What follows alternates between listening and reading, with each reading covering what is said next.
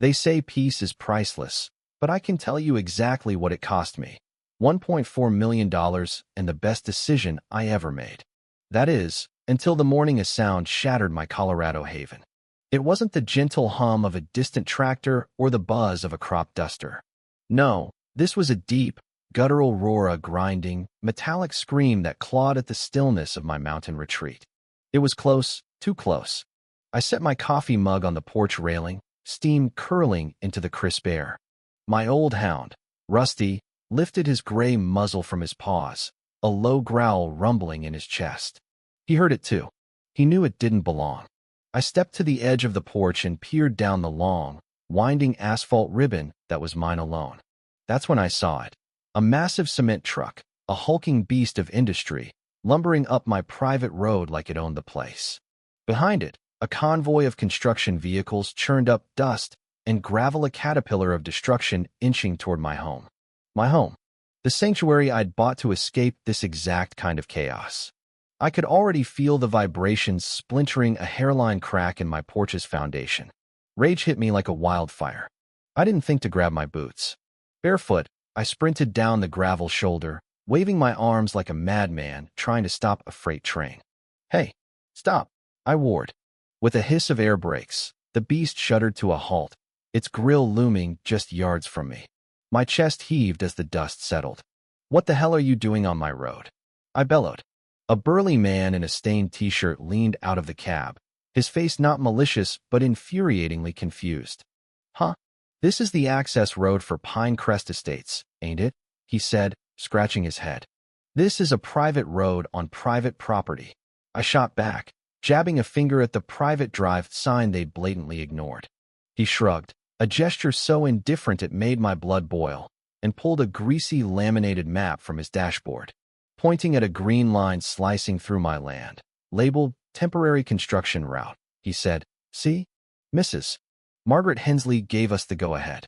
She's the head of the HOA. Said this was community access. Margaret Hensley. Pinecrest Estates HOA. The names meant nothing to me. I'd moved here to have no neighbors, no community meetings, no HOA dictating my life. The driver reached for his gear shift, ready to roll over my protests. A cold realization doused my anger like ice water. This wasn't a mistake. This was calculated.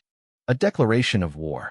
You'd think a trespass like this would be resolved with a few phone calls and a sheriff's visit. In a world ruled by decency, maybe. But that's not the world people like Margaret Hensley inhabit. They thrive on bylaws, loopholes, and the sheer force of their own arrogance. 2 days later, no apology came. Instead, a cream-colored envelope appeared in my mailbox. No postage, just a gaudy gold foil seal of the Pinecrest Estates HOA. Inside was a letter on paper so heavy it felt like a royal decree. It began with condescension so thick it was almost admirable. Dear community contributor. I wasn't their contributor. I wasn't part of their community. I was a man on a hill who wanted to be left alone. The letter droned on about regional interests and neighborhood safety, claiming my private road was now part of their updated logistics plan for construction. Then came the gut punch. This route has been deemed publicly significant in light of shared growth. My road, my land, my peace, labeled publicly significant by strangers. The real venom lay in the final paragraph, a casual mention of a petition filed with the county board, a hearing set for 30 days to rezone my private road, with its own parcel number etched into my deed, into a public thoroughfare. This wasn't a request. It was a countdown to legalized theft. I stood on my porch, the paper crumpling in my fist. The hot anger cooled, replaced by something colder, sharper calculation. I marched inside, past Rusty's sleeping form, and into my office. I spread out every document from the sale deed, title insurance, survey maps like a general planning a campaign. Then I called my lawyer. Tom, I said when he answered, it's Daniel Reed. We have a problem. I laid it out in clipped terms. The trucks, the letter, the hearing. Tom Lane, a sharp attorney who'd handled my closing, listened and let out a low whistle. Okay, Daniel, don't engage them again. Let me dig into the county filings. This smells rotten. I hung up, not helpless, not scared, activated. For the first time since retiring, my mind hummed with the old energy of my logistics career. Margaret Hensley had fired the first shot. She thought she was bullying a quiet retiree. She had no idea she'd just declared war on a man who'd spent 42 years mapping battlefields. The target was on the map, but a target is nothing without intelligence. The hothead who'd run barefoot down his driveway was gone. In his place was the strategist I'd been for decades. My living room, with its cozy armchair and Rocky Mountain views, became a war room. County plat maps, deeds, and satellite images littered the coffee table. Tom's call had started the legal gears, but I knew better than to rely on one front. So, I began my reconnaissance. For 3 days, I was a ghost. I drove the perimeter of Pinecrest Estates in my beat-up pickup, blending in better than Margaret's sleek black Mercedes ever could. I took hundreds of photos, tire ruts on my road, eroded shoulders, smirking crews who waved mockingly, knowing they were on my land. I built a case file, a meticulous log of every trespass. It was instinct: document, analyze, prepare. I thought I was subtle, the only one playing a quiet game. I was wrong. Margaret's war wasn't just bulldozers and legal briefs. It was fought in the shadows. It started with a crisp knock at my door.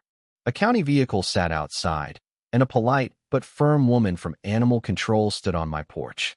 "Mr. Reed, we received an anonymous complaint about a dog's welfare at this address." My blood turned to ice. I looked at Rusty, wagging his tail, oblivious. "My dog," I said, voice dangerously calm. "Rusty lives better than most people." I endured the humiliation of showing her his food, water, and orthopedic bed. She apologized, deemed the complaint unfounded, and left. But I knew who'd made that call. It was a message: I can reach into your home. I can touch what you love.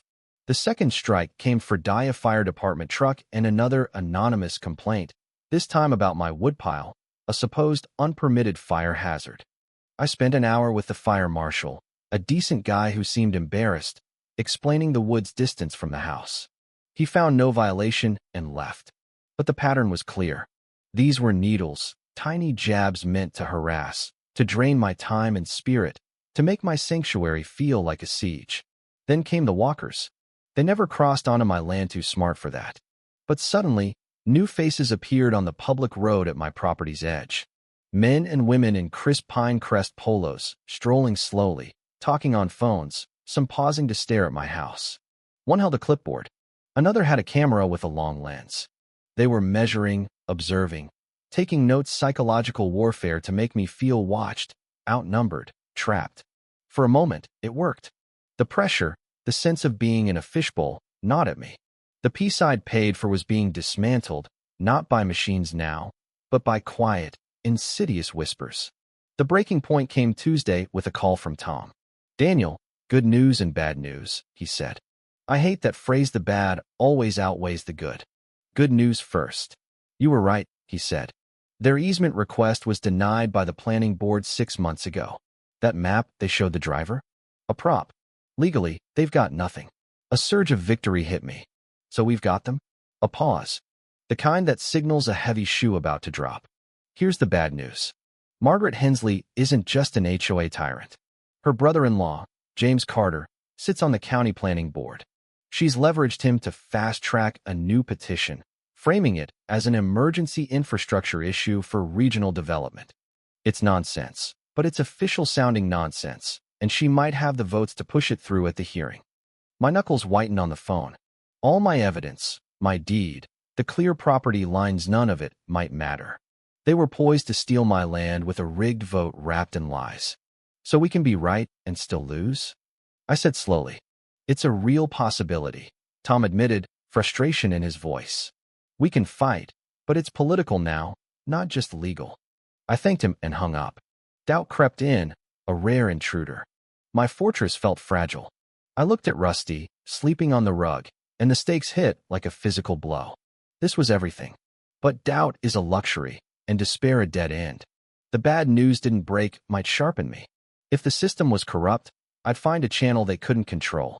If the game was rigged, I'd change the board. I returned to my war room, eyes locked on the map. I wasn't just studying my property anymore, I was mapping the entire ecosystem. Every road, easement, right-of-way, every forgotten parcel around Pinecrest. Margaret and her brother-in-law could manipulate votes, but they couldn't rewrite maps drawn 50 years ago. Late into the night, fueled by black coffee and cold resolve, my finger traced the lines. Then I saw it again. Lot 42C, a quarter-acre of scrubby, commercially zoned land where my road met the county highway. A forgotten sliver from a decades-old property split, flagged for delinquent taxes. It was nothing ugly, useless, but it was the choke point, the single access to my road. Politics couldn't touch it. Influence couldn't move it. It was a hard fact, and in a war of lies, a fact is a weapon. A slow smile spread across my face. The knot of anxiety in my gut loosened, replaced by the electric hum of a plan. Margaret could have her political battlefield. I was moving the war to private property, where her influence meant nothing. The target, Lot 42C. The mission, acquire and fortify. I didn't sleep. The county assessor's website was a maze, but I tracked shipments through war zones. This was nothing. For $40, I pulled Lot 42C's record.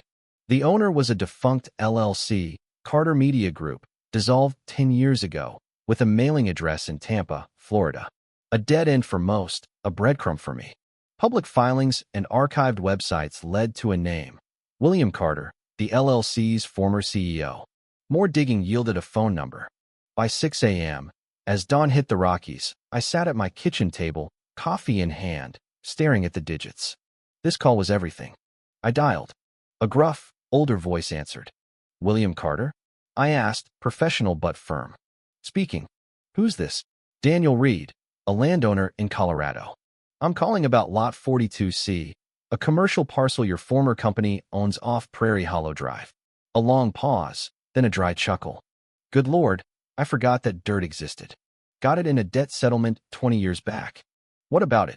Here we go. It's next to my property, and I'd like to buy it for simplicity. I can offer $15,000, cash. A soft whistle. 15 grand for that weed patch? Deal. My heart soared. Too easy. Then, funny coincidence though, Carter drawled, and my stomach dropped. Coincidence? I echoed, gripping the phone. Yeah. Some pushy woman from Pinecrest Realty called this morning about that same lot. Offered 15 grand too. Said they'd send a contract this week. Margaret. She'd seen the same choke point. She was moving to cut me off. The race was on, and she had a head start. My mind raced, calculating risks, forming a plan in seconds. I couldn't let him hang up. William, I said, voice low and urgent, I'll be straight. The party you spoke with wants to make my life hell.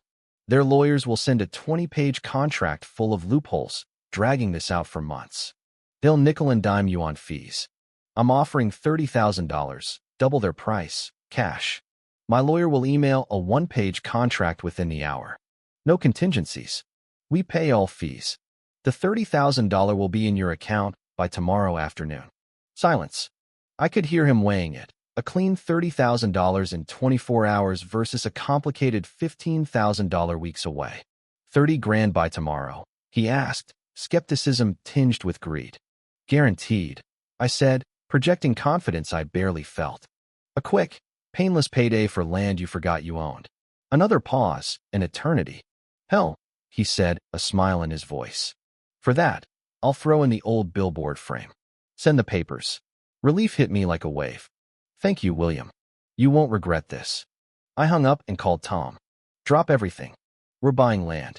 I need a cash offer contract emailed to a seller in Florida in 59 minutes, and I need the fastest way to file a deed before anyone else. Tom didn't flinch. I'm on it. Send the info. The next hours were a blur. I paced while Tom worked legal magic. I wired $30,000 from my savings, heart pounding as I clicked confirm. The contract was sent, signed by Carter in minutes. The deal was done, but not real until filed. Tom called back. Wires processing. Deed signed. I've e-filed with the county recorder. It'll be time-stamped within the hour. We beat them, Daniel. We'd won the race. Now it was time to build the wall. That night, I called contractors, men I knew, men who owed me favors, men who valued speed and silence. At 5:30 a.m., as Pinecrest slept, my convoy arrived. A cement truck rolled onto Lot 42C. By 7 a.m., a 2-foot-thick, steel-reinforced concrete barrier spanned the lot, blocking my road's entrance. Behind it, a 12-foot steel security gate went up, keypad operated, motion sensor equipped, flanked by signs. Private property. No access. Violators towed, charged, prosecuted. Rusty sat by my side, tail wagging, as the final bolts tightened. We built the Great Wall of Solitude. I sent the contractors off with bonuses and beer, then returned to my porch with coffee and binoculars. I waited. At 10 a.m., Margaret's black Mercedes glided up, slowed, and stopped. She stepped out in a crisp blazer and heels, her face smug. Through the binoculars, I watched that smugness melt into confusion, then disbelief, as she took in the barrier and gate. Her mouth fell open, her head tilted like she faced an unsolvable puzzle. Then fury, her face flushed, fists clenched. She stared at her defeat, outmaneuvered, blocked. I sipped my coffee, letting the gate speak for me. She wanted access? She should have asked. She thought I'd fold. I'd bought the table. The silence after the gate's construction was a victory. Mornings returned to birdsong, not grinding gears. For a week, peace blanketed my ranch. But I knew Margaret wasn't retreating, she was reloading. Her response came via a nervous process server in a cheap suit, delivering a lawsuit. Pinecrest HOA versus Daniel Reed. I was accused of obstructing essential infrastructure and acting against community interests. I smiled. Good, I told Rusty. Let's finish this where facts matter. I called Tom, and we prepped for court. But the decisive blow came Tuesday evening with a hesitant knock at my gate. An elderly man, John Harris, a Pinecrest resident, stood there, hat in hand. Mr. Reed, thank you for standing up to her, he whispered. She's run our neighborhood like a dictator for years. Find me $200 for unapproved mailbox paint. He handed me a folded email. She sent this to the HOA list by mistake, deleted it fast, but I printed it. The email, from Margaret to the developer, read, securing the Vance property route will save $250,000 in costs. My 10% consultancy fee will be invoiced. Kickbacks. It was about $25,000, not community. I gripped the paper. John, you've no idea how big this is. He nodded. Give her hell. 2 weeks later, I walked into court holding dynamite. The room buzzed reporters, Pinecrest residents, John Harris among them. Margaret sat with her slick lawyer, radiating confidence, her icy stare saying, "You're out of your league." Judge Henry Cole, a no-nonsense veteran, called order. The HOA's lawyer spun a tale of community progress, painting me as a selfish recluse. It was passionate, fact-free theater. Then Tom took the floor, a surgeon with a scalpel. He presented my deed, the denied easement, my photos of damage, and Lot 42 CS timestamp deed. A murmur rippled through. Margaret's composure cracked. Her lawyer recovered, producing a notarized statement from my property's prior owner, allegedly granting an easement. Shock hit our side. Could it be real? Tom winked, unfazed. He called the former owner via video. The white-haired man laughed. Never seen that paper. That's not my signature, means a mess. Not that neat. The courtroom erupted. Margaret's face went ashen. The forgery was laughable. Judge Cole's gavel slammed. Silence. His gaze bored into Margaret. In HOA versus Reed, I find for the defendant on all counts. A permanent injunction bars the HOA from Mr. Reed's properties. I award $125,000 in damages for their flagrant disregard of property rights. And this forged document? Referred to the DA for fraud and perjury. Margaret's whimper echoed a queen dethroned. The gavel banged. I passed her table, gave a slight nod, and walked out. Logistics executed. Her collapse was glorious. Within 48 hours, the developer canceled their contract, citing access challenges. The project stalled, leaving empty lots as monuments to her greed. The DA's investigation loomed, tainting her name. At the HOA's emergency meeting, live-streamed by a vengeful resident, Margaret faced a mutiny. John Harris read the forgery transcript. Another resident exposed the kickback email. A unanimous vote ousted her.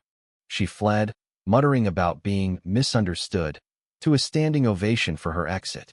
Her house went up for sale, price slashed, until she vanished to Nevada, an HOA exile.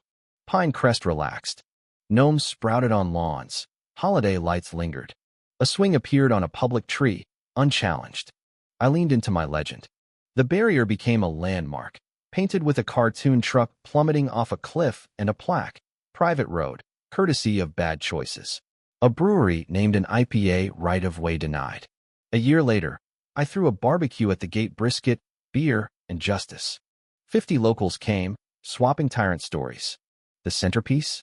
A concrete bust of a pursed-lipped woman, tagged Marge, inscribed, "No passage without consent." Laughter roared.